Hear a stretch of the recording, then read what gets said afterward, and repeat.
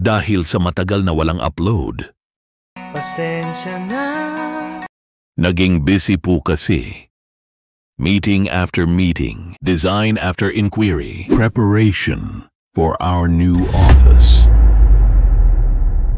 Basta, abangan nyo na lang po.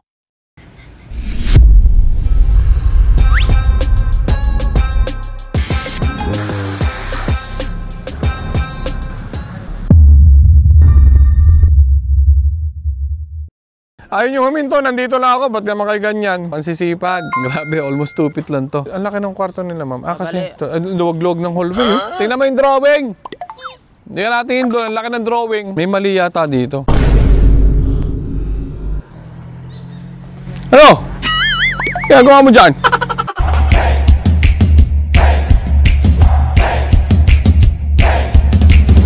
Good afternoon mga tol. Andito na naman tayo ngayon sa San Jose. Dito pa tayo? Magandang araw Pilipinas. Kamusta kayo dyan? So mga tol, eto, magbubuhos tayo ng ating project dito sa San Jose del Monte. Patapos na mga tol, oh. Ayan oh. Joke lang, hindi yan. Nga mga tol, na-delay na tayo kasi nga ulan ng ulan. Dapat nung Thursday pa tayo nakabuhos. Ngayon Sabado. Ayun ang project site. So ayun nga mga tol, dapat Thursday pa tayo naka-schedule. Kaya lang, may bagyo. So nagwe-welding si kuya. Bubuhos tayo ngayon mga tol. Spekin natin. So mga tol, nakikita nyo, ayan. Ang sisinsin. Grabe, almost 2 feet lang to. Ayan, makikita nyo mga tol, oh. Almost 2 feet lang yung pagitan ng mga tukod. Kasi ito, nakalutang to. Ayan. Pero naka-welding naman yung taas. Gumamit tayo ng mga plastic board. Kung mapapansin yung mga tol, ayan. Gumamit tayo ng mga tubo, mga clamp, ayan. At mga tubular dito. So itong bahaging ito mga tol, actually do sa original plan, wala tayong poste dito. Pero dito naglagay na tayo. Then nag-tie beam pa tayo dito. Ayan. So nga mga tol, pagka ganitong mga bago magbuhos, kailangan natin ma-inspect para ma-check natin yung mga plumbing, yung mga water line. Water line, wala pa palang abang to ng water line. Ayan, akit tayo mga tol. Wala to abang. Tingnan mo yung drawing. Hindi ka natin doon. Ang laki ng drawing. May mali yata dito. Kuha mo na metro. Pinakailalim. Spacer. Aka na natin. Gumamit kami nito sa Antipolo. So guys, meron tayo dito spacer. PVC bar spacer. Ito matagal na natin ginagamit. Yung mga ibang nakakasubaybay sa gawa natin. Gumamit tayo nito sa Antipolo project. Ginagawa mo. So, ito ay 2cm. Meron pa doon 5cm. May 4 pa doon. Yan. Lalagyan natin sa ilalim. Nung hindi pa dumadating, actually, ngayon lang natin nakuha to. Bali kahapon lang kasi kahapon may bagyo mga tol. So, naglagay na sila ng Makikita nyo ito. Naglagay silang tubular. So, papaalis natin mga tol yung tubular. Ito ang gagamitin natin. Yan. Para mas maganda. Masyado mataas yung ginawang tubular. Ayan, meron pa dito.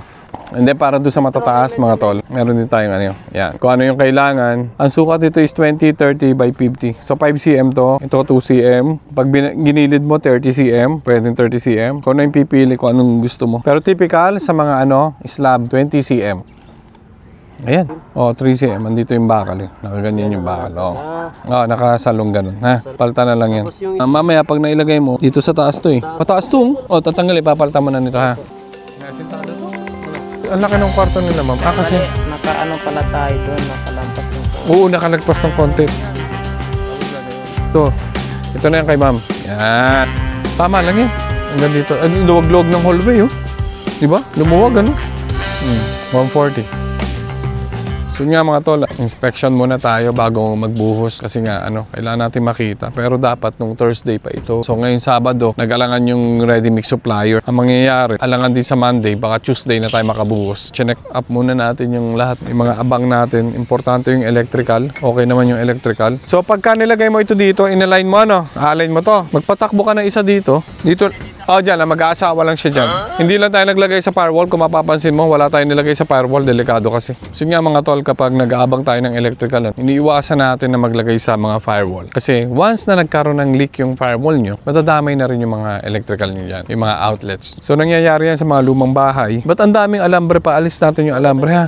Patanggal bago magbuhos. Siyempre yung ano, yung abangers ng ano, yung abang natin sa ano, sa mga inodoro, inaabang na rin natin yan. Ang kulang lang dito is ano, water line. Magpalagay ka na lang dito ng ano, PPR pipes. Ano, yun na lang ang kulang, PPR pipes. Ganun din sa kabila, tatabihan na lang yun. Pababa, palusong. Yun lang. Okay na. So mga tol, tama yung isang araw pa ng Monday para masiguro natin lahat ano, yung mga kulang-kulang na abang at matibay na naman yung ilalim. Nakita nyo kanina ang sisinsinong ano, mga tubo natin nasa 60 lang kasi nga nakalutang. Oy, alas 5 na, magpahinga na kayo. Alas 5 na. Ayaw nyo huminto, nandito lang ako, ba't naman kayo ganyan?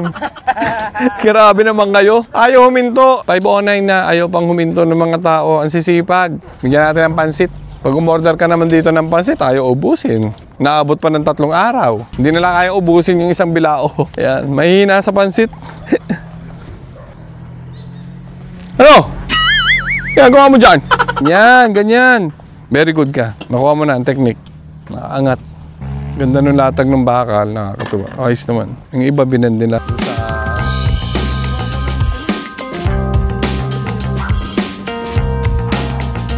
So, okay. Maganda yung abang ng bakal, mga tol. Ito, babalutan na lang natin to ng ano, sako hanggang dito, ano, para hindi nadudumihan. Ayan. Pabalutan na lang. Lahat ng poste, balutan. Para hindi natatalsikan. Kasi magdudumi lang. Ang laki pala nitong bahay na to. Ang lawak pala, no? Malaki din. Ang gagawin natin dito, mga tol, 7 kwarto. So nga, mga tol, ang gaganda ng latag ng bakal dito sa slab. Ayan. Wala ka na masasabi. Nagawa na maayos, mga tol, at nakakatuwa. Nasunod yung mga instruction natin. Nasunod ko ano yung nasa plano. Tsaka yung mga, may mga consideration tayo dun sa design, ano. Nasunod lahat na ginagawa. Ay, ayos ah. So yun nga mga tol, okay na. Na-inspect na natin ano, yung trabaho dito. Okay na mata, yung ilalim na lang. Papa-double check pa natin yung lahat ng ilalim. Hindi ko naman makikita to, masyado na madilim. So dun sa bandang bahagi na yun, nag-asintada, nagbiga tayo sa ilalim, and then may upper beam pa tayo. So 2 biga to mga tol, kahit sa bakod lang. Naka-double tie beam pa tayo dito. So sabi ko nga, itong biga na to, may biga pa rin tayo sa ilalim. Ayan, yung binlag natin dati. So yun, masinsina yung mga tukod. Nasa 2 feet lang mga tol. Almost 2 feet lang to, wala pa nga. So ayan mga tol, ayan nakikita nyo. Ang ganda na ng pagkakagawa. Talagang pulidong-pulido yung wrapping carpenter natin. Wrap carpentry. Ayan. Nakakatuwa, ayos na to. So yan mga tol, at okay na. Wala yung ano, yung supervisor natin, may lagnat. Kasi nga panay ang bagyo. So ako muna magpapasaho dito sa project site. Para sa mga nagtatanong nga pala, kami po ang Frontall Construction. Ayan, design and build sa YouTube, The House of Construction, at sa Gmail, thehouseofconstruction@gmail.com. So ito yung gagawin natin dito mga tol. Yun nga mga tol, maraming salamat sa pagsama. Maraming salamat sa mga nanood. Hanggang sa muli, hanggang sa susunod na video natin. Ingat!